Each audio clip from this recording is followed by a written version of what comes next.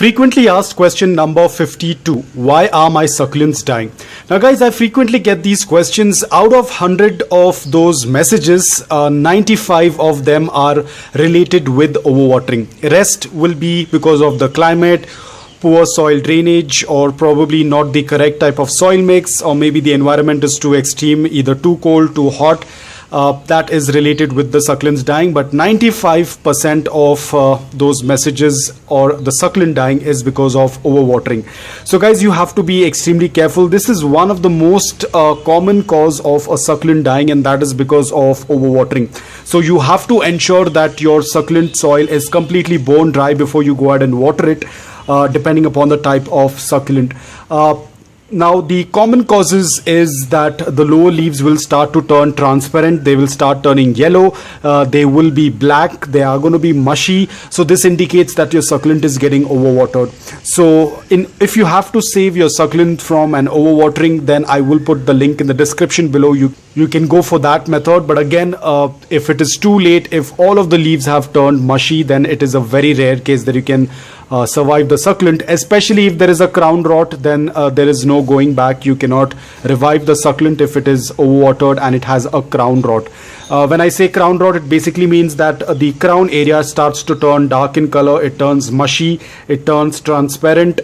When that happens, it means that it is a fatal rot. The succulent cannot be survived, nor the succulent leaves can be propagated in case if there is a crown rot. So you have to be extremely careful.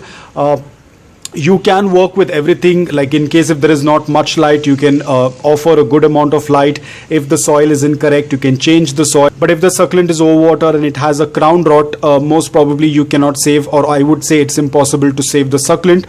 So always be careful whenever you are planning to water. Ensure you check the soil completely, that it is not being overwatered.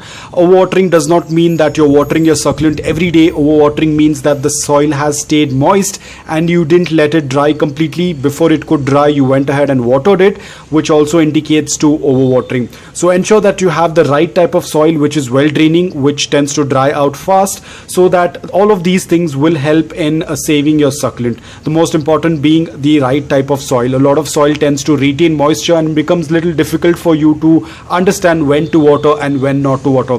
Especially when the soil has a lot of organic matter. Organic matter also tends to retain moisture. So ensure that you are not getting into too much of organic matter into the soil. Try to keep it very sandy. Use pots that are earthen pots. Even plastic pots will work out really well, but you have to ensure that the soil is very gritty, and wait for the soil to be completely bone dry and only then go ahead and water.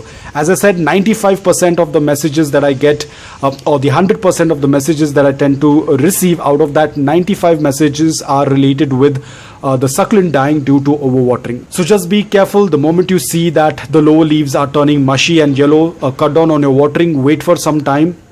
If in case the soil is not drying out fast, then take out the succulent and keep it out to dry. Once the soil is completely dry, once the roots are completely dry, you can go ahead and repot it, and then wait for the succulent to get acclimated in the soil. But if your soil tends to stay moist for a longer period of time, then you definitely need to change that soil. So guys, I hope that you liked this video. If you did, please hit the like button, and thank you so much for watching.